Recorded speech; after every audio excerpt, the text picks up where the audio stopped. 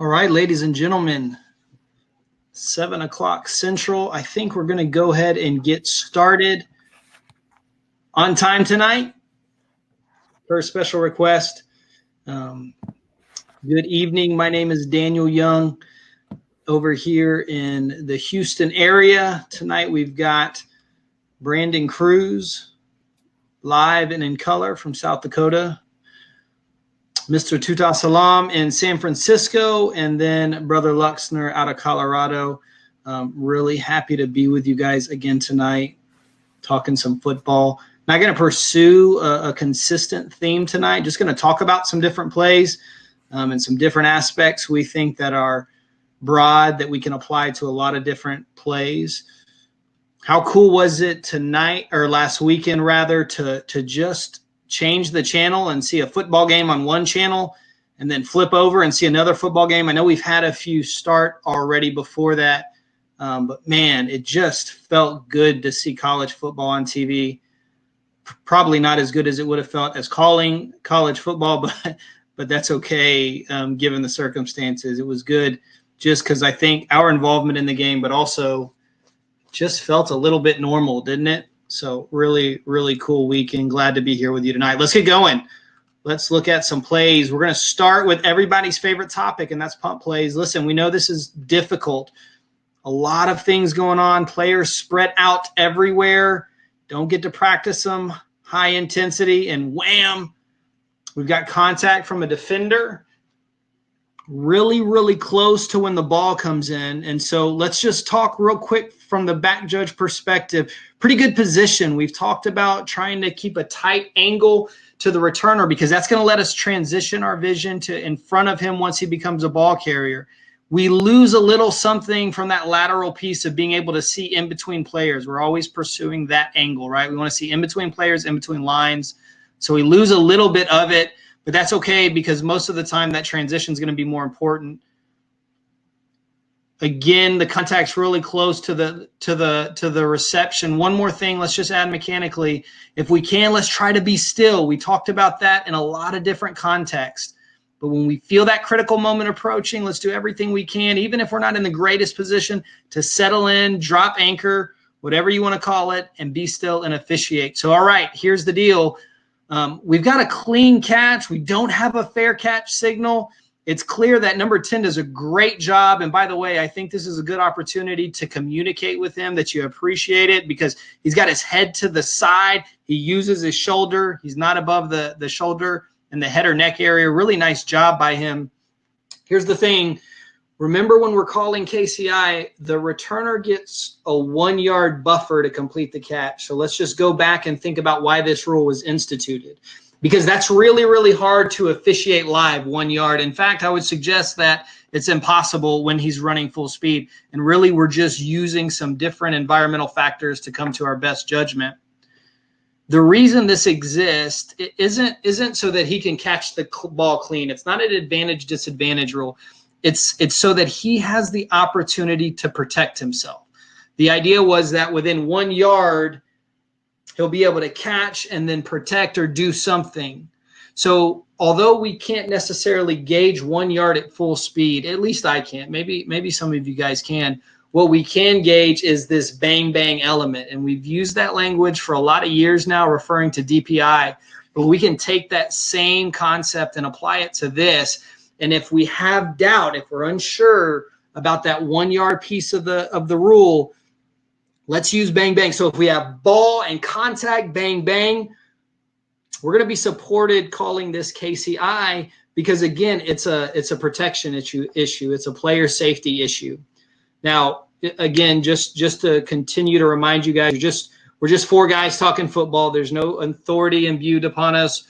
So take it for what it's worth. But I think that if we call KCI here, there's no problem with that. I think we can be supported. And that's not necessarily the standard we want to use, but I think that it's an appropriate call to call KCI here. One other comment mechanically, as a back judge, we don't really have to get that spot. We've got two deep wings that are going to do that for us. So let's officiate that dead ball action. No need to kind of loop around and go over there to the spot.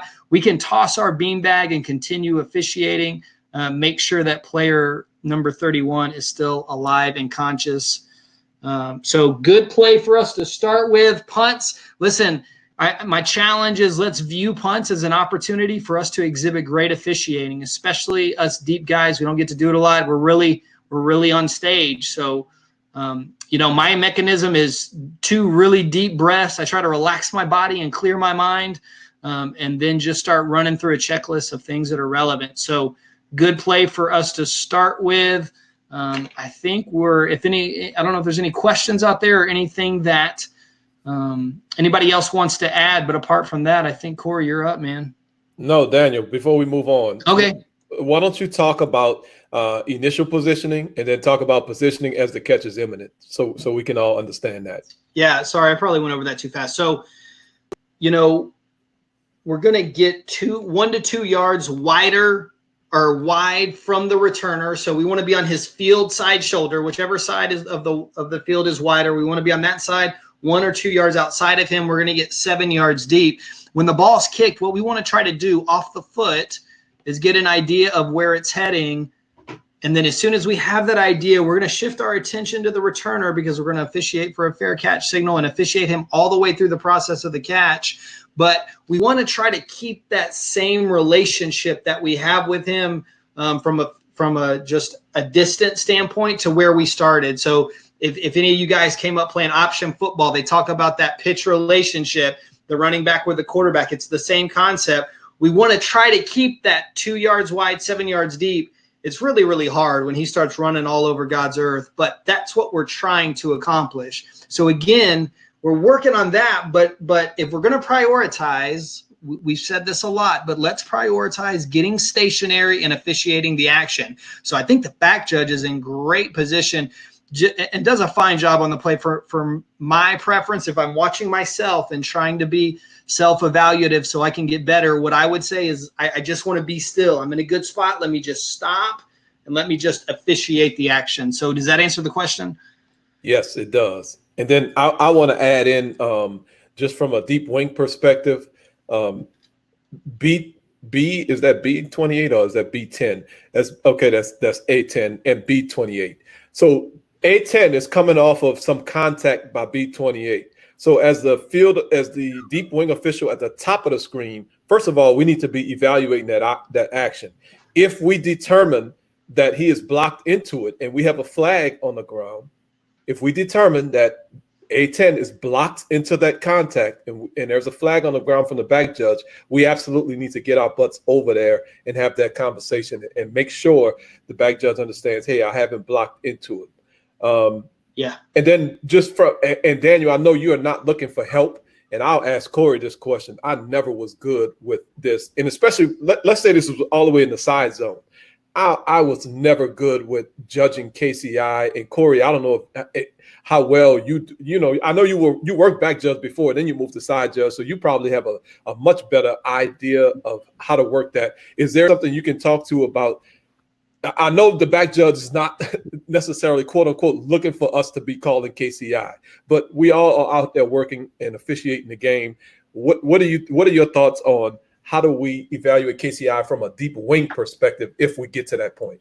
Well, you're right. I mean, I do have the advantage, if you will, of spending some hell back there with punt returns because those were the plays that kept me up on Friday nights before the game. So I do have that perspective of what it's looking like. But the only time that I would consider getting involved with KCI is, number one, he's either got to be my gunner or the guy that I'm focused on who's broke free. If we have that tight punt formation, and that's my first threat. Number two, I'm looking for it to be more towards the side of the field. Unless it's so egregious and, the back judge is, for whatever reason, he didn't see it.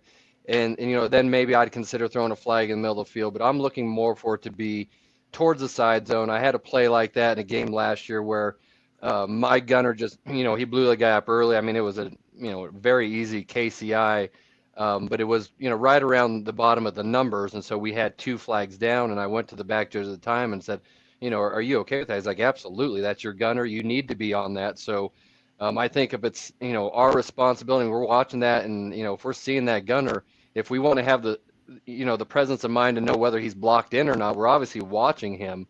So if we see him in there early And obviously we have a different perspective. Most of the time, side judge, field judge, we are stationary. We're 12 yards behind. We're not moving, and we're not like the back judge where, you're scrambling around, trying to get that perfect position.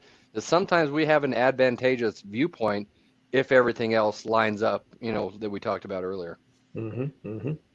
Yeah, and I think, we want to own it as back judges, certainly, but I think the circumstances that you just laid out, there's certainly nothing wrong with, especially if it's clear and obvious, with the deep wing on his key committing the foul.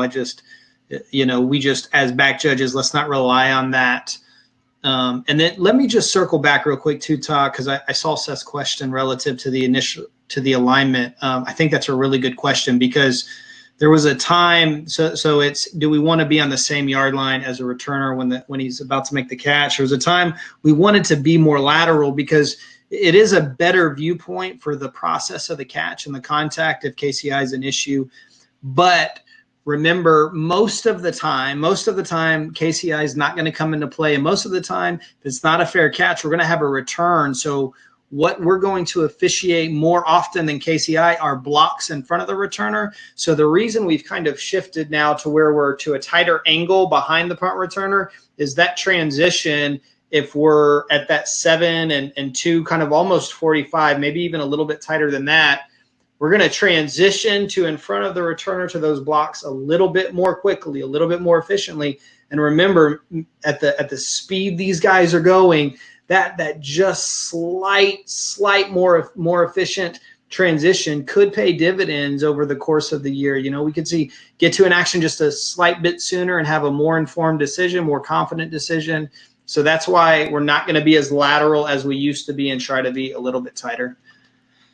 Also, laterally, you're going to be. Oh, sorry. Go ahead, Corey. That's okay. Going back to how we can help it, you look at the replay that they show from right behind the back judge, and this is how our positioning could come in handy here, because you see when that contact happens, he's completely in line with that returner and with the kicking team player. And so, one of the axioms that I've always been taught, and this came from Tom Finken years and years ago, is always to get in a position where you can see between players. And, it happens as back judge on punts that sometimes you just get caught and you don't have that relationship as to, when was the contact in relation when the ball got there. And as a side judge, field judge, we start the play with that perspective just from where our initial position is. And so that's where, I don't think we want to let the back judge, that is the bread and butter, but don't be afraid to get involved if you see something like that you think, rises to that level of the foul, if that makes sense. So sorry to cut you off there, Tuta.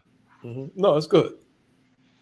All I was going to say was in terms of being lateral and kind of even with the returner, as Daniel mentioned, most of the time we're going to be officiating a punt return. And if we're lateral, 9 times out of 10, we're going to immediately be scrambling for our life as that return develops. If the returner decides to reverse field, if a block ends up coming in our direction, we're going to be scrambling for our life if we're even with the returner when there's a return that's coming. So that's another reason to also work on being, in that position like Daniel was saying.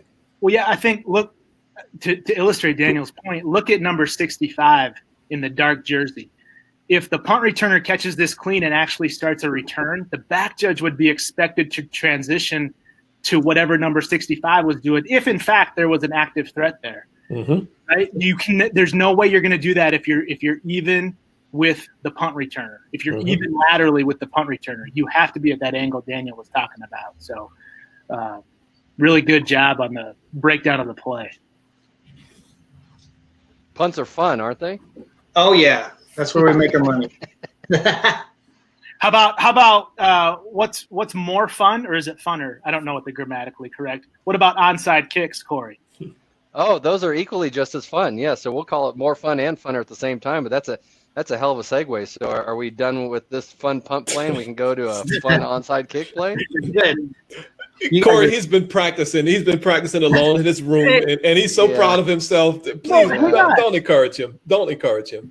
You're actually supposed to tell me how good of a segue that was. Don't make fun of it. It was awesome. I thought it was an excellent segue. Yes, I think all that practice paid off. So I think it's great.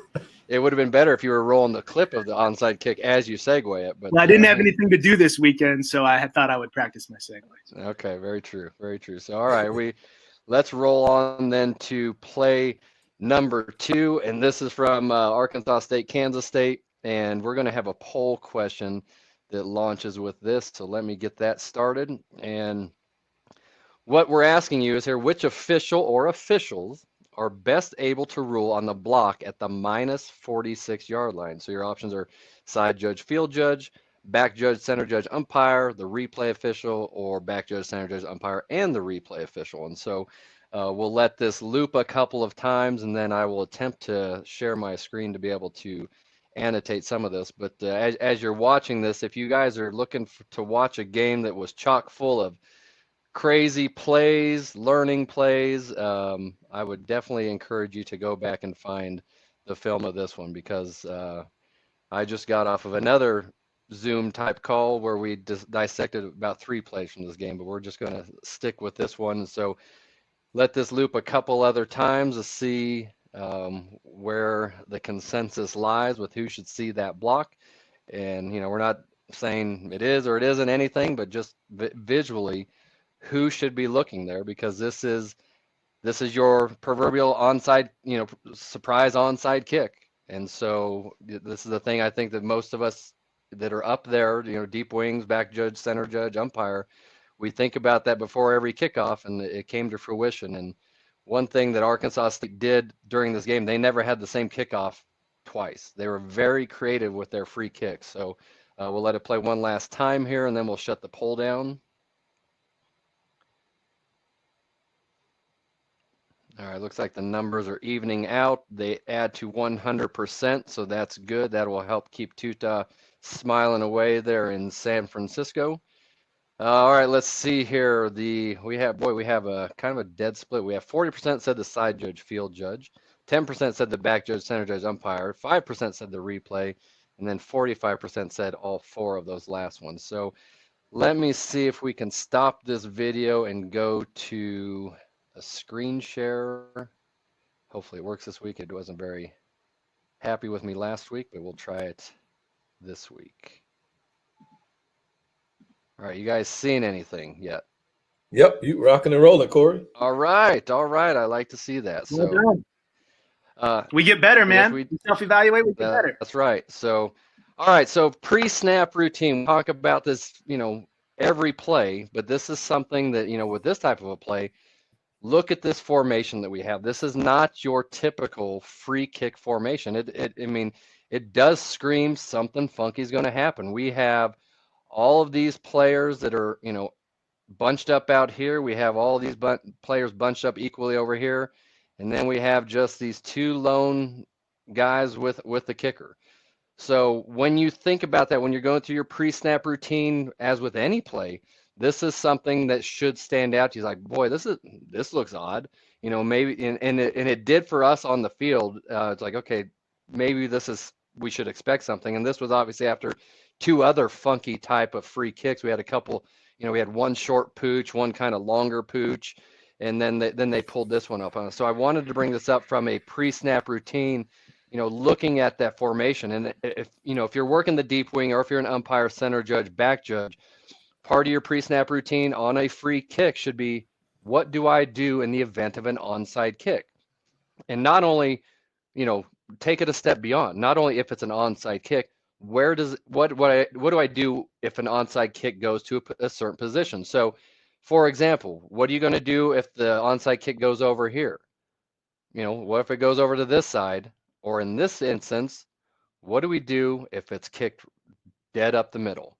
And, to my field judge's credit on this game, we had this discussion, we were out there 90 minutes, so we had other things to talk about. And so one of the things we went over was onside kick mechanics. And we talked about each of these scenarios. And as luck would have it, we had the dribbler right up the middle. So let me stop annotating this and play the play. So when we have this type of a kick right up the middle, the only people that the people that are now in charge of touching are both the side judge and the field judge. Okay, we are both then, typically if the kick goes to one side or the other, if it goes off here to the left, then side judge would have the ball and field judge and then would be looking at blocks. But in this type of a situation, when it goes squarely up the middle, we both are responsible for the touching. So that, that kind of takes us out of looking at the blocks. I mean, I'd like to be able to say that I could get better and look at all at the same time. But when this is all coming to a head at, the 9.5 yard mark, I'm just not that good. And I don't think that's why we have these mechanics in place to make sure that we have other people looking at it. So as we play it through and we see, the touch happens right about the 9.5 yard line. You can see that it's starting to bounce around the kicker right around 7-8 yards, and he tries to be patient with it, but he ends up touching it at that 9.5 yards. But we have this block that happens. Oh, what happened? Okay, there we go. We have this block that happens. So who can we count on to help us look at that? So in this type of a situation, we'll get through here and we'll look at the visual mechanics of this. When we have this type of a situation, we need help from our 3 officials that are at the kicker's restraining line or our center judge who is back here. So when we recognize that this is an onside kick up the middle, the back judge is looking in here, the center judge is looking in here, the umpire is looking in here to help clean up those blocks. Now, in the event that we don't see that, and in some games, in the games that do have replay, we can ask for their help. This was something that was allowed as a reviewable play. I think it was a couple of years ago that this was added, that this was specifically reviewable from a replay standpoint, was these early blocks, because the thinking behind that rule change and the impetus behind the rule change is that you think about it, an onside kick, you have 2 masses of humanity coming together and so many things happening that at one time that we need that type of assistance from somebody with a rewind button, with a slow motion button. And so that's what would help with this in this situation. And so as we're looking with this, if we know now that the side judge, field judge, we're focusing in on the ball, we need that help from our other officials that are up here. So the back judge looking in here, umpire looking in here, center judge looking in here. And fortunately on this type of a play, there's absolutely nothing else going on. There are no other threats. I mean, you can't see it in this view, but the other 8 players, they kind of just stayed where they were. I mean, you see this one dude over here, he's coming to get a better look, but the rest of them, they just kind of stayed where they were. So our focus can immediately go, where are our threats? We have these 2 threats. Center judge, he gets, he can pick the best, both of them and find the immediate threat. And so we had a lot of things to look at here on this play. Unfortunately, we did not pick up the block on the field. We didn't get it via replay either, but that's fine. We want to learn from, how do we do this the next time? And that's exactly what this type of discussion is meant to do. And so with that, what type of comments, what types of questions are out there as we let this kind of loop through a couple times? Yeah, just on these, Corey, it's really important. I mean, hopefully, like you said, we'll get this next time. And I'm confident we will, we being whoever has this play next in whatever iteration of officiating crew there is. But, just remember on these, we got to get to the result of the play. It's just hugely important. I mean, if Team A, did they recover the ball legally? Did they recover the ball illegally? Did Team B recover the ball? It's just really important on these plays to get to the final ruling and result of the play so that we can properly enforce this penalty. 100% correct. And so I think, in trying to think of how, why replay wouldn't get involved, and I don't know if this goes through their hopper or not, but the fact that, B did get the ball, did they say, it's a 5-yard foul? We're not going to worry about that. And I think that's plausible. I think that if that is the case, maybe some communication to come down via O2O to say, hey, we've looked at it. We just, we're gonna move on, whatever the case may be. And so, yes. No, I agree. Look, if the receiving team recovers the ball, then they really, best practice is not to make the blocking aspect reviewable, just from a competitive effect aspect. Right. But yeah, I mean, now what can happen is a coach who's got, something up his, could get a little bit upset and say that was clearly an illegal block. Clearly, it's never clear on these, but you know what I'm saying. And sure, then they could actually challenge and of course then replay, we would hope would be alert to to looking at this play through all the rules, certainly of blocking. But when the receiving team recovers the ball, the best practice from the replay booth is to not stop this. Right. I mean, because this could have become very important, because right here is where the kicker himself touches the ball. But had he not had that left hand down there, I think it's safe to assume that ball would have gone 10 yards before he touched it. And so then had we missed this block over here, I'm not good with the circles, obviously. We got it. That's then that's a huge thing that we have to make sure that we get that aspect. But I thought it was we don't see the onside kicks all that often, especially the surprise one. So I thought this was a great play to share and hope that, we can learn from it. It's we always like to learn from, it's easy to learn when we're on the couch. And so it's nice to put this into our memory banks and say, okay, if I'm a back judge, umpire, center judge, field judge, side judge, what am I going to do the next time? And so, we could delve into what happens if we were to have 6 officials in the box. Well, that obviously changes a whole lot of things, because we'd have, 2 other sets of eyes looking at that. And, but then again, that wouldn't be a surprise nature, and the defense or the receiving team probably would have a little bit different front going up there against that. But I thought this was a good one to share. So are there any other questions, or I can get this back to the regulars? I think maybe Daniel has a comment on the blindside block, but before that, just want to mention, even if we have to rule on all these different aspects, if the kicker touches the ball right there, before it goes 10, but then let's say the receiving team touches it, or it actually ends up going 10 yards and the kicking team then ultimately recovers. The legal recovery, we got to know if the recovery itself is legal. And the illegal touching before the recovery doesn't really impact the legality of the recovery.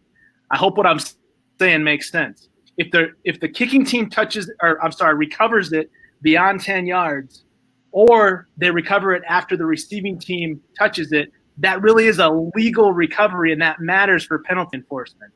So just a lot of rules going on here that we could probably spend a whole session on this play alone, but just something, if you got more questions, we can break those down. But it's just a really interesting, as I think about how I would announce this, all the different reviewable aspects, how the ball can belong to who, and where the proper penalty enforcement, man, there are so many iterations, and it just behooves us to be very, very good communicators on the field.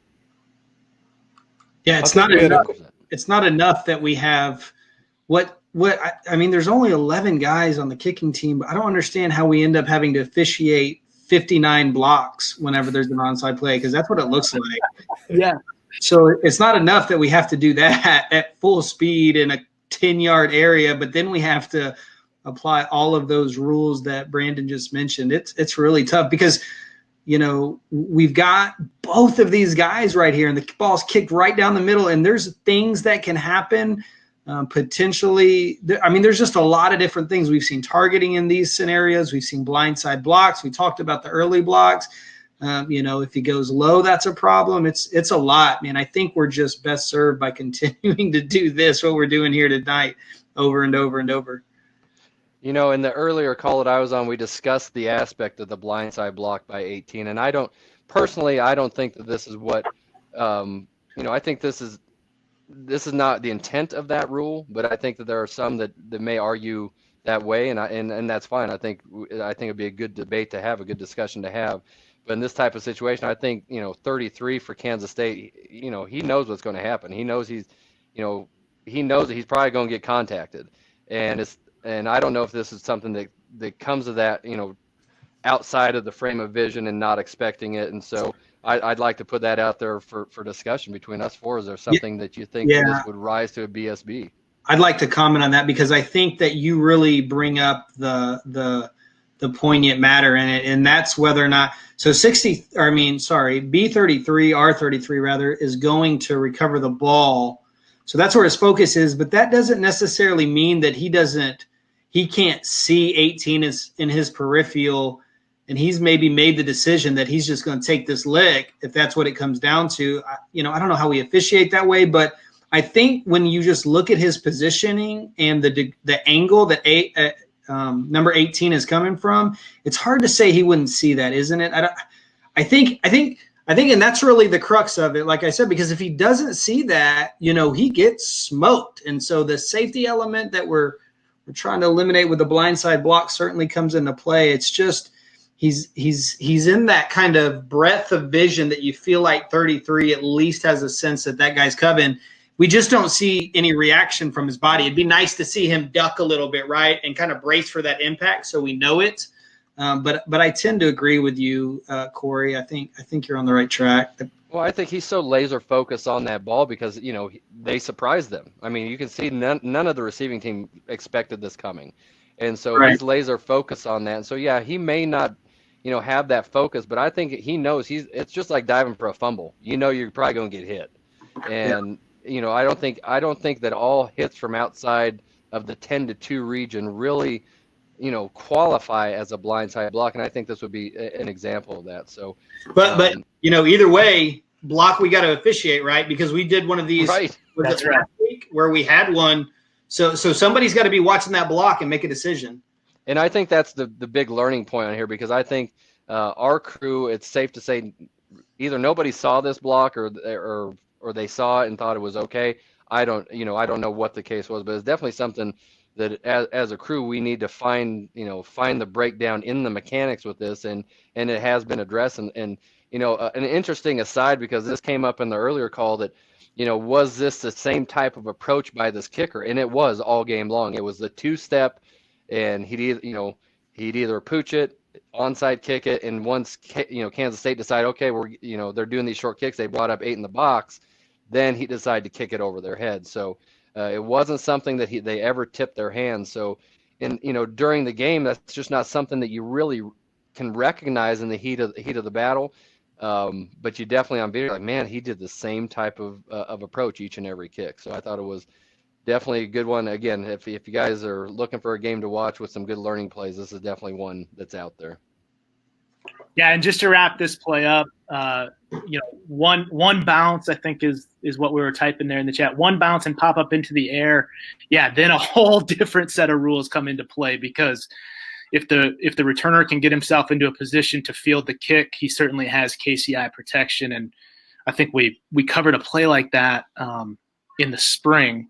So check out those archives. But just an awesome play. Rules, mechanics, a little bit of philosophy thrown in. Really, really good play to get us rolling here. Yeah, I think there's still talk about the blindside block aspect. I think everyone needs to understand that they have to officiate the action as presented to them on the field. And I will guess that none of us on here are saying this is impossible, that this is a illegal blindside block. But we are discussing this particular action on this particular play. And if there's similar action on a different play, the official in question needs to use their judgment and understand the rules and the philosophies and apply them to make the decision to determine if it is, in fact, an illegal blindside block in their opinion. Yeah, and there's a lot of different directives and analogies we could talk. I mean, I like the analogy and talking about the linebacker focus, but we could also talk about lineman in close line play. Is this really a, quote, open field block? We could debate that till the whatever comes. So there's a lot of analogies we could make. I'm not sure how productive that is. Take this for what it is. I don't just personally, I don't feel like we're there yet. I like how Corey broke it down on blindside block. I don't feel like we're there yet on this particular play, but really good to put analogies in place to other aspects of the game, and let's compare and contrast and just get better. So what about play 3? Oh, man. I was hoping we would skip this play, but I guess we have to do it, huh?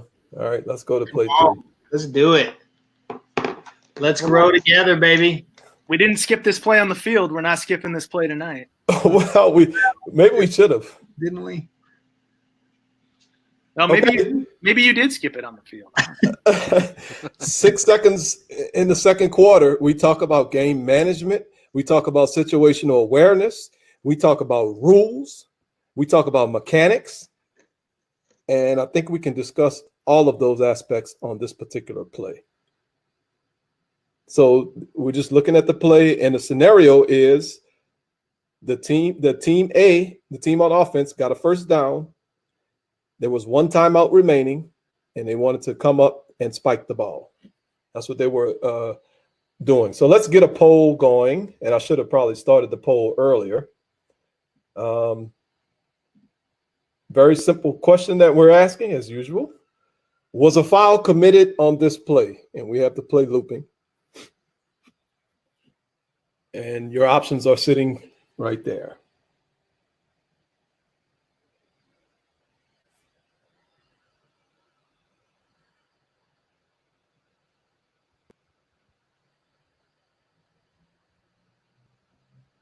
See the action, and you see your options on if there is a foul.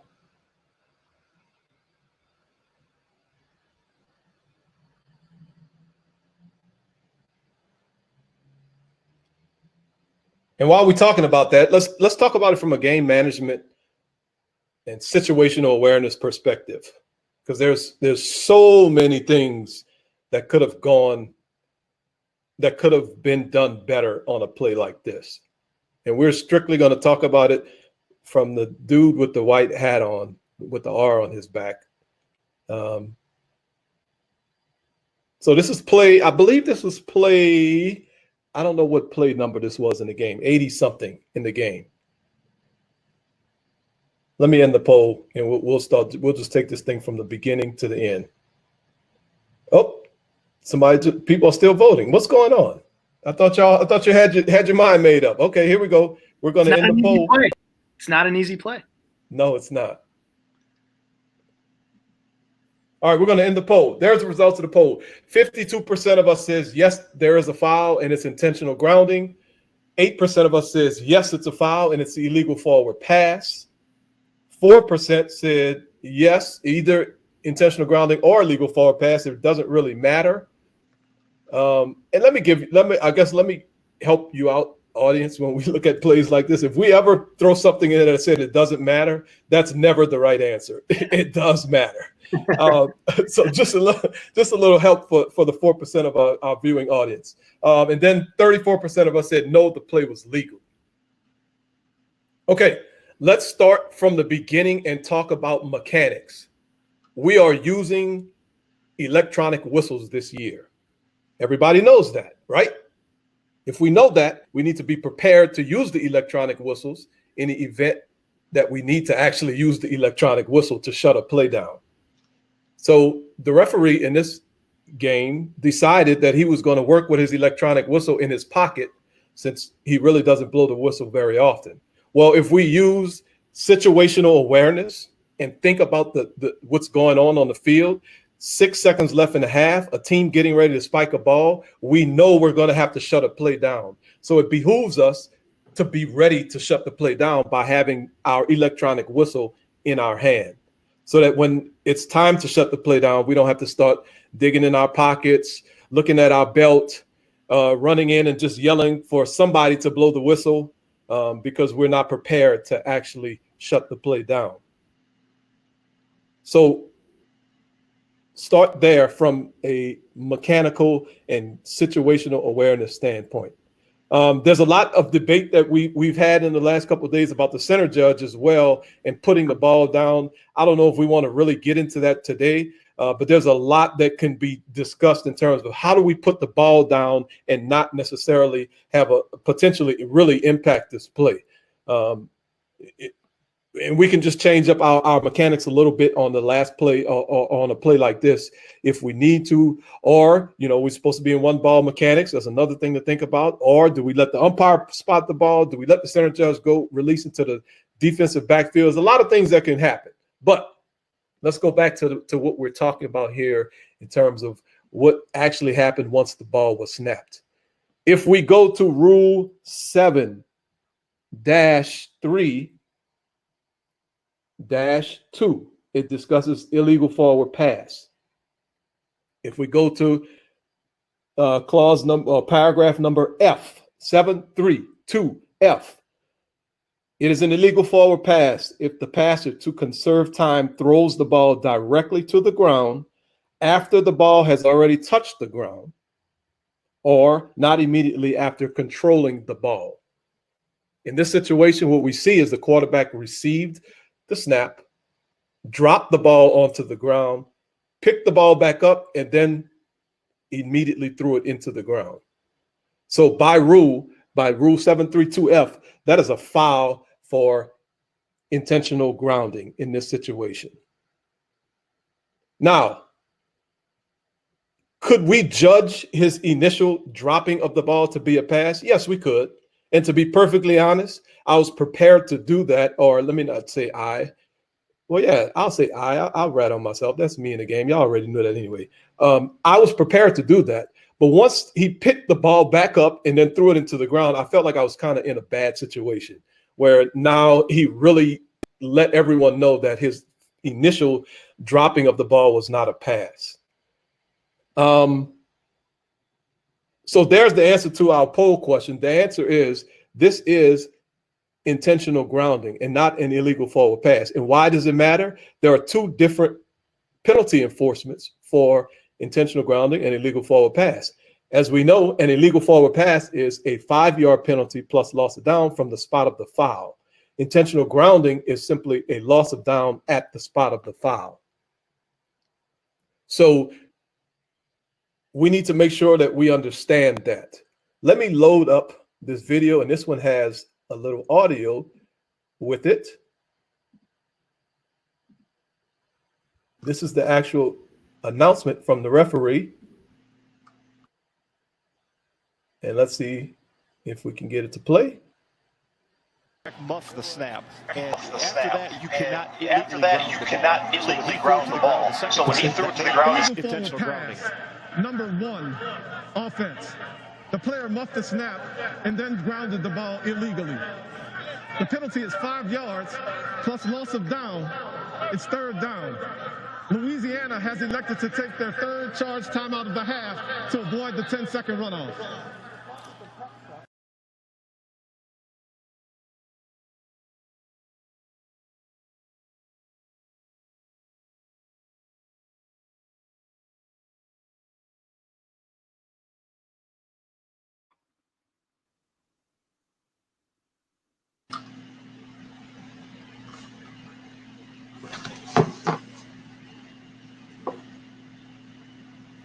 Okay, sorry, here we go. I was talking on mute.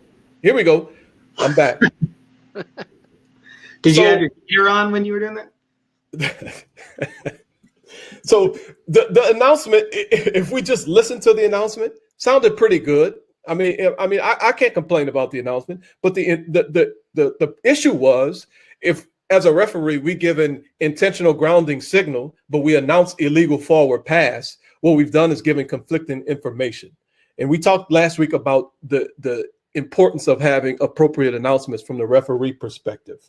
So that announcement, although it may sound decent, it was incorrect because the signal was wrong. And then we announced the penalty enforcement for an illegal forward pass, although we were ruling intentional grounding and we were signaling intentional grounding.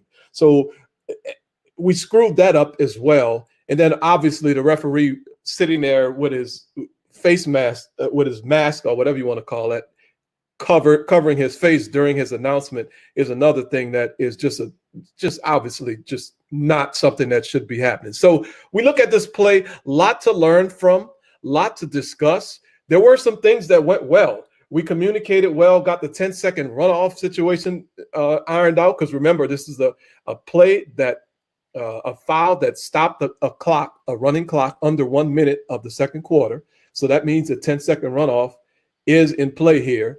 The offense had another timeout, so thankfully they were able to use a timeout to avoid the 10-second runoff, and we communicated that, and we got that announced in the announcement. But this play was just a really interesting play, and obviously we need to start with our mechanics and our game awareness, our situational awareness, and realize, look, let's be in position to physically work the play, so then our mental ability is not hindered by us worrying about, dang, man, I didn't throw my flag, I didn't get my whistle out, I didn't kill the play, and now we end up announcing and compounding our mistake by announcing an incorrect penalty while announcing a penalty while signaling a different, giving a different signal. All right, I'm yapping. Any questions from the chat here, or anything you want to add, Brandon, Mr. Referee? Sure. No, we have some good questions. So, as you guys self-evaluate this, which I mean, obviously, if this play doesn't hit your self-evaluation process, I think we might need to revamp the self-evaluation process. Right. But good questions. Talk about, did you guys discuss, there's really, at least in this TV shot that we see here, we don't have the wide shot of the all 29 or whatever we call it. There's really no signals from any official to kill the clock. And I know we're talking about electronic whistles, but I think that's a really good point. We need a signal, we need a whistle. It's new mechanics this year, face masks, all the whole 9 yards. But did you guys talk about that at all? We did not talk about that, and I'm gonna be perfectly honest. I'm somewhat happy that the wing officials did not give a signal to kill the clock, because, and I may have mentioned this last week or another week when we were talking. I was in a game when there was a play very similar to this, where the quarterback muffed the snap, and the wing official blew the whistle and killed the clock, and it was a live ball. So in this situation, I think it's really incumbent upon the officials who have the best view and the best angle of it, namely the referee, to kill the clock, blow his whistle, and kill the clock, and come in there strong and shut the play down. That's right. So, like, as the line of scrimmage officials, the umpire, and the deeps, especially when the ball first strikes the ground here on this specific play, please do not come running in, waving it incomplete, blowing a whistle. Leave that judgment to the referee. The referee has this the whole way. You can see how the center judge is scrambling, and the umpire could be doing the same thing if this was a 7-person officiating crew. This is really the referee's judgment the whole way relative to, was the snap controlled? Did he not control the snap? Did he kind of bobble the ball? Did he drop the ball? Or did he actually control it and redirect the ball to the ground for a legal spike? So that's the referee's judgment the whole way, mechanically. Yes, exactly. Hey, Tuta, can I ask you a question? Yes, sir. Absolutely. If you would have had your whistle ready, like you mentioned at the outset, and you may have said this, and I didn't catch it. Would you have sold incomplete pass there? I very well may have, before he picked it back up, I very well may have just come in there really strong, blowing the whistle and saying, look, no, that's an incomplete pass. We're moving on to second down.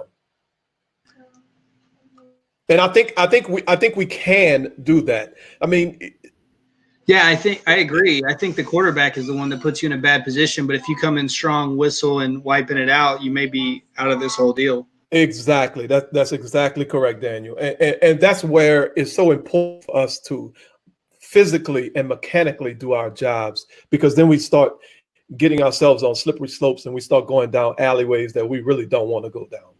Okay, I have one more question for you. Sorry, this is a really good play. Thanks for sharing.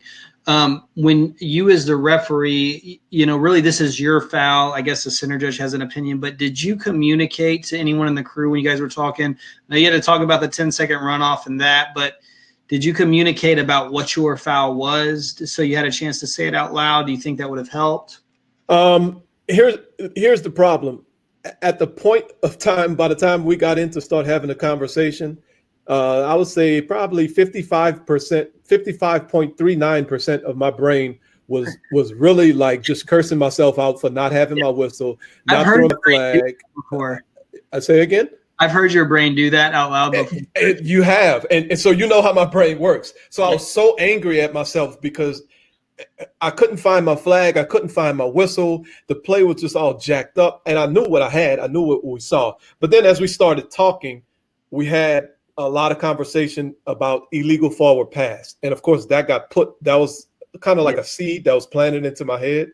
And obviously I didn't go all the way with it because I signaled intentional grounding, which was what I knew it was. But some kind of way, I was just scrambled brained at that point in time. And I think, again, this goes back to just being prepared. If I was more prepared on the play and stronger mechanically, my brain would not have had the opportunity to allow itself to be distracted with this other stuff and allow the seed of illegal forward pass to even be planted into my head. So it's just a function of me not being prepared for this particular situation. Really good play. It's like we got you on the couch in the psychologist's office here. You're just pulling your guts out. We appreciate that, man. This is big time self-evaluation stuff.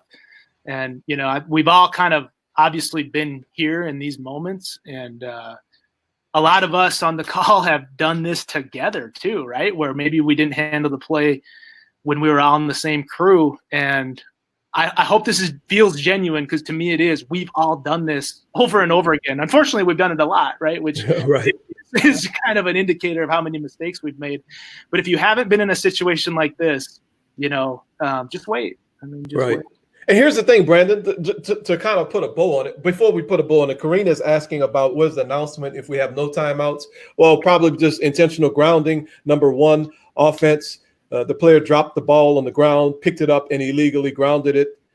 The penalty is a loss of down at the spot of the foul. This foul, the 10-second runoff rule applies to this foul. By rule, this half is over. Something to that effect. Yeah.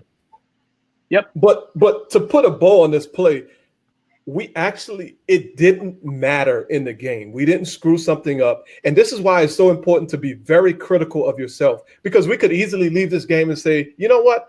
The offense kicked the field goal after this. No big deal. Didn't matter. Move on, whatever. But there's so many things to learn about from a play like this. If we just give ourselves the out of saying we didn't affect the game, then we don't really allow ourselves the opportunity to grow. So we just really need to really be very, very critical in our self-evaluation and really break down every single element of the play that could have been done better. And that'll help us in the future when we see this action again. That's right, because here's the reality. You're going to get a report about your game, and there's going to be a couple sentences, maybe 3 or 4 sentences typed up about this play.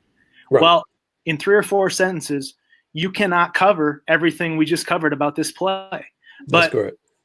So if all we're doing as officials from a evaluation perspective is relying on some third-party evaluator to look at our games and give us some, arbitrary score on a play or some letters like NC or CC, CNC, if that's the extent of our evaluation, we're just selling ourselves short in terms of the potential that we can achieve, in this craft. Because the pathway to growth in this craft is, Daniel, you will absolutely echo this, is only through self-evaluation. Yeah, absolutely. I mean, and it's not always comfortable. It's not always comfortable. So if we don't recognize it as our primary and really sole, like Brandon said, pathway to growth, we're going to miss the opportunity to continue to improve what we do. And we want to do that because we want to be effective in our role. Nobody wants to be, kind of impotent and ineffective, but also the game, like most of us have a tremendous amount of affection and passion for this game. The game, the kids, the coaches deserve that we continue to improve. And you're just not going to do that if you're not willing to sometimes, I guarantee you, I know Tuta really, really well.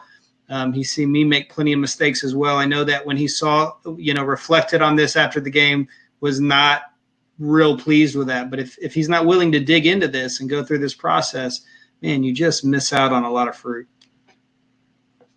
Yep. And I guess if you don't mind, at the end of the day here, you enforced, I know the whole 5-yard thing, whatever. Okay. You enforced this the way it presented itself. You knew the rule with the 10-second runoff. We got to the coach, allowed them to exercise their timeout, allowed them to line up for a field goal. I mean, in terms of what the football gods wanted, I think we got there. It just, like we've always said, let's just work on our process. And man, if every crew in our program certainly isn't using this play as part of their preparation, I don't know what other play would be better. All right. Thanks for sharing that, man. We really appreciate that. I know I do. Absolutely. Good work. Let's go back to the punt game. We got a poll. This is going to be a really excellent call for leaping the punt shield. How often do you see that? So we're going into some unique territory tonight. You know, we've got this illegal block on the onside kick before on play 2. Now we've got illegally leaping the punt shield. All right, and this is a really good call. So now let's talk about penalty enforcement. What is the correct penalty enforcement for the Team B player leaping the punt shield? You see the pole, you see the play. The play's kind of immaterial. This is more of just penalty enforcement quiz question. Is it, 15 yards from the previous spot and it's Team A's ball? Is it 15 yards from the end of the kick and it's Team B's ball, more in line with post-scrimmage kick enforcement? Or really, since the foul's by Team B, does Team A have the opportunity to enforce either option? So those are your 3 selections on the poll. Good results. Little rules test. We'll talk about more rules here. Last play was a rules quiz in and of itself. So just thought we would continue on with that on this play. Okay, so let's end the poll, and we see that 85% are saying 15 yards, previous spot, Team A's ball, and then 14% say they may exercise either option. And let's go into the rule book actually here tonight and just talk about what is somewhat, to me anyways, confusing. Because if you look at post-scrimmage kick enforcement, Rule 10-2-3 really outlines that for us. Look at that black squiggly line. There's 4 criteria for what fouls qualify for post-scrimmage kick enforcement. Number 1, the kick is not during a try, successful field goal, or an extra period. Okay, that applies here. This was late in the 4th quarter. The ball crosses the neutral zone. That applies here, right? The foul occurs before the end of the kick. Certainly that applies here. The ball was in the air. He was attempting to block the kick, whatever. And Team B will next put the ball in play, and that applies here. So to me, it's like, wow, why can't this just be simple and make this post-scrimmage kick enforcement? We meet all the criteria. But, gosh, our rule book is interesting, and nobody told me this, Two-Top. Nobody actually told me this. When I started, there's I'm not trying to be political here, but there's a trump card. There's a trump card. And so when we look at the leverage and leaping rules section, which is 9-1-11, and then we look at section C here, that really pinpoints the rule on leaping the shield to block a punt. But look at the penalty section of this rules clause. And whenever the enforcement is specifically stated in the penalty section, that's what we follow. We disregard the rest of the rule book. We don't even worry about PSK. We don't worry about 3-and-1. We follow that, explicitly. And I really wish somebody would have told me that as I was getting into college football. I'm not even sure if that's true in other rule sets or like high school, pro. I'm not sure, but in college, just to reiterate, if the penalty is explicitly stated in that penalty clause in the rule book, that's what we do. We don't worry about 3-and-1. We don't worry about things like PSK. So good job on this poll. I mean, 86% nailed it in terms of, it's 15 yards previous spot, automatic first down, which means, Team A is going to keep the ball. And as I go back, I just want to talk more about this foul because it's an interesting foul that we don't have a whole lot of practice with. And so we'll see this same play go again. And then I have a comparison play just to kind of loop through. And so again, what are we looking for here? Center judge makes this great call. We can talk mechanics, 8-person, 7-person crew. Excellent call, crucial time in the game. We're looking for somebody from the receiving team on the defense who is attempting to block an actual kick or an apparent kick, okay? And he really, to commit a foul, has to jump over the frame of the blocker, the player in the shield. So then we go to the North Carolina-Syracuse play, and here's the difference. Great shot here.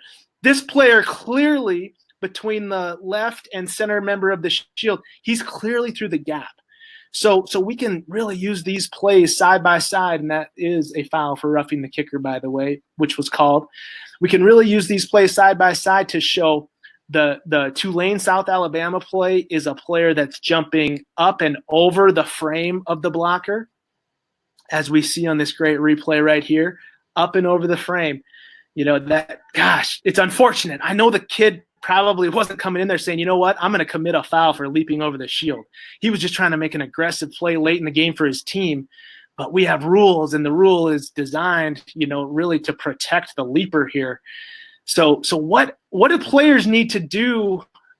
And obviously we're not coaches, but we can understand the rules and apply it to player actions. If they come up to us and say, what do you expect me to do? And, I'm not talking about the North Carolina play. I'm talking about the Southern Alabama play.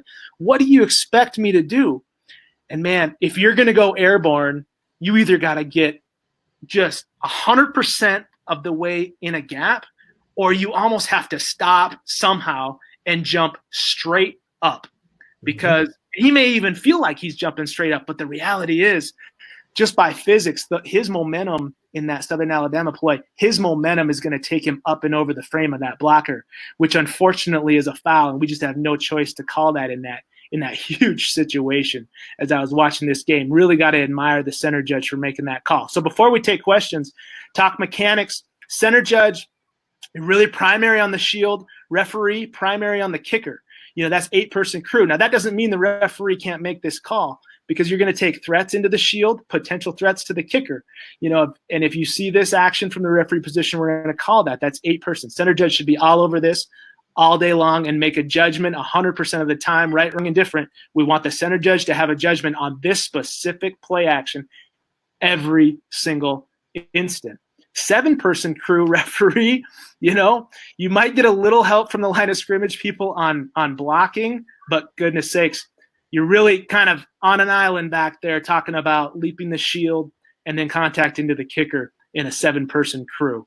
And if anybody has anything else to add on 7-person crew, be my guest. That is tremendously difficult, especially when they kind of sell the farm back to the kicker. Who do you watch? What do you prioritize? I think like in the North Carolina play that's looping when they're facing Syracuse, probably going to prioritize the contact to the kicker over the potential, leaping of the shield, even though that was legal. In this play, Southern Alabama play, gosh, I would like to think as a referee you could sense that that's a leap over the shield within the frame of the body of the blocker, and also officiate the rest of the contact back to the kicker. Very tough 7-person. Thankfully, in 8-person, we have the extra set of eyes. So let me pause and take any comments or questions on this play. I'm trying to think. I don't know, Brandon, if that's not the first actual correct call I've ever seen on leaping the shield. I know. Yeah, that's a great point. Certainly statistically, we don't have a lot of them. And I can only talk about the program we work in, because that's the numbers that we're fortunate to see. But when we have we have less than 5 a year, I'll tell you that, across how many games do we have in our program? 200 maybe? We have less than 5 per year. And unfortunately, the incorrect rate is usually 60% or higher of those 5. So that's a great point. But this was an excellent call at the most crucial point in the game. Oh, yeah. And it speaks to, you hear that, well, why don't, officials swallow their whistle and just let them play? But I mean, gosh, if it's an obvious foul that on action that's prohibited by rule, we're doing the game more of an injustice by not calling that, just because, oh my gosh, let's just let them play in the fourth quarter. We can't just not make this call and say, well, we're letting them play at the end of the game, because it's a clear violation of the rules. Absolutely. I agree 100%. Great. Just a really, because most of us probably understand that this is a foul we don't see very often, and we often call it incorrect. So to have the courage to recognize what you see and make the call in that part of the game is really commendable. Nice work. I don't know if we have any center judges on, but if we look at the center judge's position on the North Carolina Syracuse play, I would love for the center judge to be a little bit tighter. And when I say tighter, I mean closer in towards the snapper. to have a better look and a better angle at seeing that action on the shield. I think the center judge in the North Carolina Syracuse play was just a little too wide.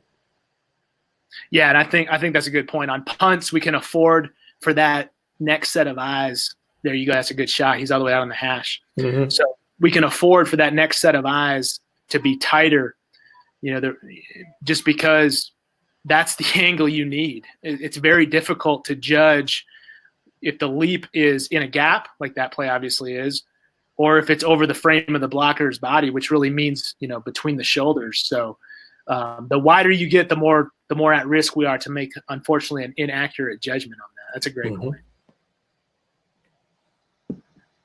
Good stuff. And, back to the good comment, back to the PSK and previous spot, kind of little impromptu rules quiz, a pop quiz there. If the action is more, designed to aid the return, usually it's going to be PSK. And if the action is more designed to either, block or defend the kick, it's going to be usually previous spot. So that's a good comment, and one that we can pretty much, I would never say it's ever 100%, but 99.9% of the time, if we have a decision to make, let's just go back to what the action was. Aided to defend the kick or aided to, create the return. And if it's aided to create the return, it's usually going to be a PSK foul. Okay, so here we go. We're gonna go away. We're gonna go to our favorite topic. Officiating's favorite topic. It's no question about it. You can probably predict what that topic is going to be. Catch, no catch. Daniel, I know that like when we, several years ago, we're trying to figure out how to run free games. I feel like all we looked at was catch, no catch there for a time because we had such great debates and we could really get to know each other through this platform. So, Daniel, you want to start us on this Notre Dame Duke play relative to catch, no catch? Yeah, absolutely. I think we did a lot of old consistency exercises on catch, no catch. And what you find is a lot of times, if we haven't spent the time that we've tried to go through together going over this, is we just kind of say things like, well, that's a catch. That's a catch. Well, okay, that's not a catch. He didn't catch that ball. Like, okay, so let's get really comfortable with the things that we are looking for. So I'm just going to pick one thing, and then I'm going to pass the mic because I think we're all going to get involved here. But here's what sticks out to me first. This happened super fast, right? This is occurring at a really, really high clip. When I watch this play on video, what I notice is that number 5 does what we call sticking the ball. He sticks the ball. So why that's important is that our clock relative to element of time can start once we stick the ball. All right, that's all I'm going to say. Who's on that? You're going to mic drop on that one, Daniel? You're just going to stick the catch and mic drop? Man, huh? Fix it. So what else matters? Talk about cherry picking, Corey. You want to be the next cherry picker? Well, yeah, I was just going to go from an on-field perspective. It's looking at it on video is going to be much different. I think, I try to put myself in the position that I'm working this game. Whenever I watch video, I try to put myself, okay, I'm writing that action. And to me, had I been on this, working this game, I think I would have been very tempted to come in and wave this off just because it happens so fast. And I know that's not the only indicator we're looking for, but when that ball comes out that quick, yes, when we slow it down, he's got 1, 2, 3, makes a turn. But to see that ball come out that quickly and he's kind of turned with it, it would definitely be something that I would be tempted with. But that's why we watch these videos, in hopes that we all get better for the next time we're out there and that we can see those details like Daniel is getting to of sticking the catch. So he's got possession of that ball. So now we're looking for all the other elements of what makes a catch a catch. And so it's a tough one. It's a definitely tough one. Yeah. And I echo that, Corey. I could see myself absolutely wiping this out because, on the field, sometimes you just go with the instinct. And listen, most of the time, if it feels too fast, incomplete's going to be the correct judgment, right? Yep. I think I'd like to have the presence of mind of maybe let this play out to where, you know, we have a recovery and then come in and wipe it out, just so that we don't risk taking replay out of it. I know we could, you know, hang our hat on the immediate continuing action, but I think if we were to slow down with that, I'd like to hope to think I'd have the presence of mind to do that. Yeah. So one thing I think when we watch a play like this, Corey, and you mentioned, you didn't say it specifically, but you were discussing the element of time. I think one thing that gets distorted when we watch these replays is the element of time, because they're super slow-mo, they're high definition. We can see all of the detail, and it makes it look like everything is just so cut and dry. But when we look at things in live action, that's really where we need to work and work on our evaluation of element of time. We can't evaluate the element of time by looking at a replay, unfortunately, because it just doesn't work that way. That's you right. bring up a great point too, Todd. Like when I watch film, I try to watch it in at least regular speed, because that's how we're going to see it on the field. And so, you know, I haven't found a trick yet to slow the play down to slow motion speed, you know, in live action. So I think if there's any tip I can give out there for watching videos, to try to watch it in regular speed. I know there's some crazy people out there that watch it at 2x speed, but I'm definitely not that guy. Well, yeah, let me just say, I agree. Obviously, if we're trying to set standards and thresholds on element of time, we certainly can't use slow motion to do it. What we can, though, use slow motion to do for these types of player actions is to groove pattern recognition into our brains, okay? So totally agree. We don't want to set our standard of what is the element of time based on slow motion. But when we watch the play in full speed, and then we do go back and get that reverse angle and just kind of recognize the pattern that the player is giving us, sticking the ball, attempting to tuck, you know, and then that just, I think, helps us with reps, you know, time after time after time. And so here on this play, it's like both answers are correct, in my opinion, because nobody would argue if we come in waving this off. I mean, just us four on the call, would you have any problem if this is waved off incomplete? None whatsoever. Right. Now, here's where we get into a problem, though. If we call this catch fumble, and just go with the, I mean, a lot of games now are worked with replay. If we call this catch fumble, replay is really stuck, because you can show control, body part, an element of a tuck, you know, so we really don't want replay to overturn this if you're talking instant replay. I think on the field, Daniel, go back to you to close this play out. We'll go to the next play. Man, reps, you know, we're looking for that football move. We're looking for time to perform an outcome into the game. Give us your final word on that. Yeah, absolutely. And I think you guys, we've just hit on all of the elements relevant to this, but let's just talk about what it is and how we can improve our practice around it. Because while we can't use, like Brandon said, and Tudor, we can't use the slow motion to help us use that element of time, it can help us see those things, and then we can put them into the context of real speed. So he sticks this, and just to be very clear, what that means is there's no bobble. Possession has begun. So our clock for element of time can start. We've got a tucking motion. Whether or not he fully gets there or not is debatable, but then we have 2 feet on the ground and we start to turn up field. All of those elements by rule are going to qualify for a catch. And then when we watch it in full speed, it's fast, but it's not bang bang, and it's not instantaneous, and that contact isn't occurring like almost at the same time or almost as the same time as the ball. So while, again, like Corey said, I could see myself wiping this out on the field and not really feeling bad about that. I think our best decision here is that this is the catch because of all of those elements we talked about. We have firm control. Obviously, we have the body part down and really close, but I would lean toward the side of having the element of time. Again, the stick, 2 feet down, we're starting to move forward. Really, really good play just to train us, though, because listen, here's what we don't want to do is just say, I mean, we want to rely on philosophies and indicators, but we don't want to be lazy to where we're just saying, oh, that's fast, so it's incomplete, right? We want to be able to officiate those very fine details of, yeah, that was fast, but got two hands on it, never bobbled. He's got 2 feet down. He's turning up field now, and now the player is going to swipe. So it's also not just a contact. He's going to swipe right at the ball, and then let's compile all of those details and come to the most informed decision we can. I think this play's worked really, really well on the field. Yeah, and it's just almost like what we talked about last week. Just because somebody rules incomplete doesn't mean we can't have another opinion. Oh, yeah. You know, we've got that immediate recovery. If you know, and look, I am comfortable with this being an incomplete pass.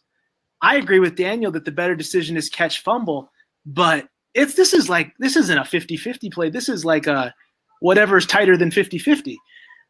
If you're going to come in if we got a guy coming in waving this off incomplete, strong sell call. If you've got the courage to come in and have a discussion, man, you better be not 100% on point with what you're going to tell the referee or the other guy to change his mind. You got to be so on point and so articulate with what you're saying. And then, by the way, we got to know who recovered the football. So just a great play that we could go down so many more different rabbit holes if we wanted to.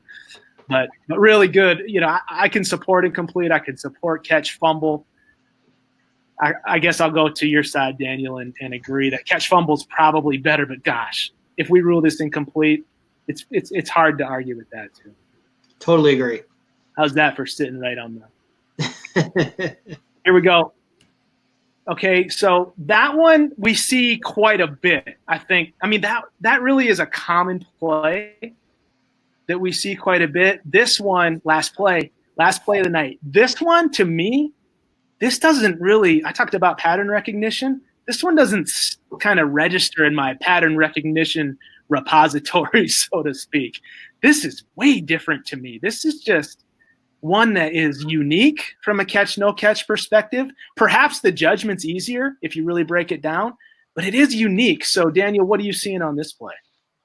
Well, I think this is absolutely unique. And this is why, one, football's a beautiful thing. Like, you know, how many times have you been on the field with somebody at whatever level and they've been working 30 years, 35 years, and they say something like, well, I've never seen that before, because football is just inherent in football is the uniqueness of actions. And this looks really different. Here's what I'm thinking about as I'm watching this action. Because, yeah, we don't have a lot to bank this against in terms of previous plays, but there's this stretch, and it's not a really big jump, like he's not in the air, but I think we're going to consider, is this an upright receiver who would remain upright, or is he going to the ground? And I think when we get there, that's going to help take us through our decision-making process. So we're going to see a little leap, and he goes up with the ball and then comes down, then contact by the defender. So I'm going to stop there and pass it off and see what other comments you guys have. What else stands out to you about this play? Corey, man, this is right in your wheelhouse. You've probably switched to this player from a visual mechanics perspective. Now you got process of the catch. What do you got? Yeah, I mean, this is so unique just with, you know, we've got the element of, okay, he's turning, going to the ground, or is he not going to the ground? You know, he seems to have that secured, and then, you know, it's almost as if he's kind of riding that defender backwards and kind of sliding down that. So at what point does that enter into the conversation of the control aspect of it? And has he survived everything? And I remember watching, you know, I just gotten back from a long drive and walked in on this play, and I was like, holy cow, what a tough play to officiate. And you were in no position to officiate that play at that point in time, right? Oh, no, I was still counting highway dots at that point in my mind. But again, this is it's hard to, I mean, you have to make a decision, right? And I think on the field, I would have gone with catch with this one, just because it looks like he's riding him kind of going backwards. And it's not your traditional going to the ground type of scenario. I think he's getting tackled. And I mean, yeah, it'd be great if 82 were to hold on to the football. I mean, let's think about it. If that was the case, we'd have, 20 less decisions to make every game. So, but with this one, I think I would have gone catch on the field. So, and I guess we want to talk about, I know you would have gone catch, but explain let's talk about the elements and why this is a catch. So, and Daniel started us off. First thing we have to determine is, was he upright or was he going to the ground? Because then everything else that happens can be based upon that first judgment. So we have to determine if he's upright or going to the ground. And that's not for, obviously Corey determined that he was upright. And if someone wants to determine he's going to the ground, fine, whatever. We'll help you understand what you need to evaluate after that. But if he's upright, if you're determining he's upright, then what you're saying is, and not totally, because this is a really great situation, you're saying that he completed the process of the catch prior to being brought to the ground by the defender. And that's really, really, really great in this situation. But because, like Corey said, he's really just getting tackled and not necessarily hit or driven or anything like that to the ground. And absent the contact by the defender, do we feel like he would have been going to the ground? That's something else that needs to go into play into your mind. And so once you determine, okay, I feel like he's an upright receiver, then once the ball hits the ground, or once the ball comes loose, you need to determine, did the ball come loose before he hit the ground, before a body part was down, or did the ball come loose after a body part hit the ground? Because now we would have either a catch and a fumble or a catch and down by rule.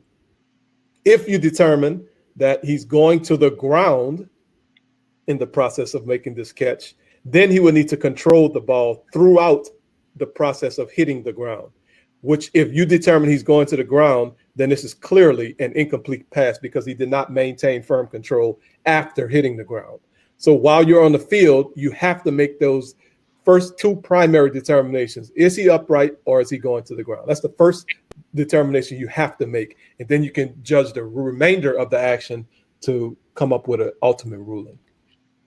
This is so tough to me because, we talk about, so how do you, okay, Tutai, you went one level deeper. I can go one level deeper than you. How do you determine if he's upright?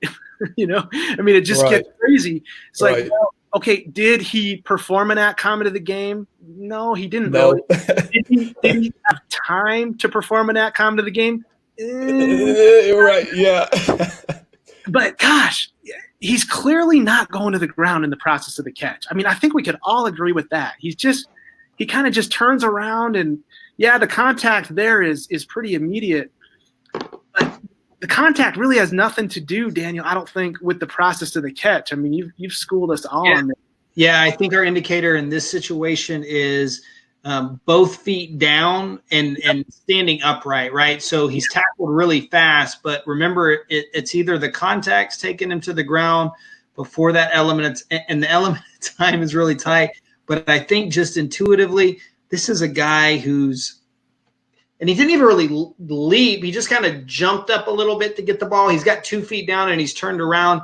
I agree with the distinction that this is or the determination rather, that this is a guy who had remained upright and he's not going to the ground. Although, to Tuta's point, if we decide he's going to the ground, the whole thing gets a lot easier. And maybe we just go at the least. Well,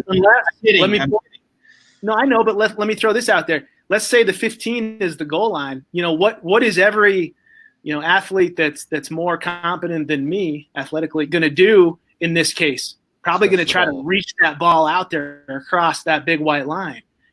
And man, we love when they do that. Why? Because that really helps us make we don't even have to make a decision there. If he, with control of the football, were to extend the ball and try to reach it out over that white line, let's say if it was the line to gain or the goal line, process of the catch over.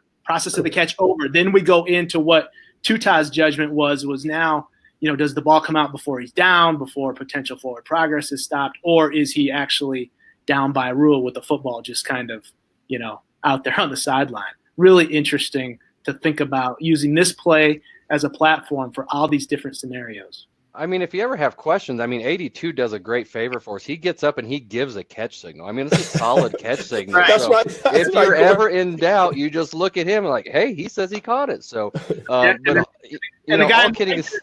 guy in the white jersey is saying incomplete. Yeah, well, he didn't have the best angle on the ball. So, I think, for what I'm looking, this may be going I don't know quite to the depths of you two, but I don't think my brain works that way as you guys. I'm looking for the physical body orientation of a receiver to see, okay, is that taking him into the ground?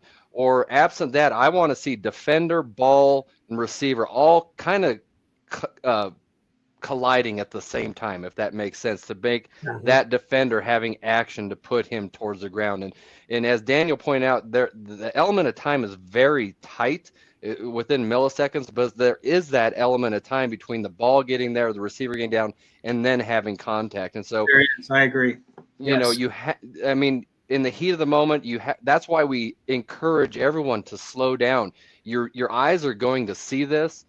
Take that second to let it, replay in your mind. Our brains are powerful computers. If you sit back and let it process, 99 times out of 100, you're going to come up with the best judgment that you possibly can. Now, is that judgment going to be right? We don't know, but at least you're going to give yourself a chance to make the best judgment you can by taking that time. And while we wrap up here, you can bring up a great point because, and nothing against the line judge, certainly, but if you watch, we cover 6 yards from the time the process of the catch starts to the time that receiver hits the ground, the ball comes out.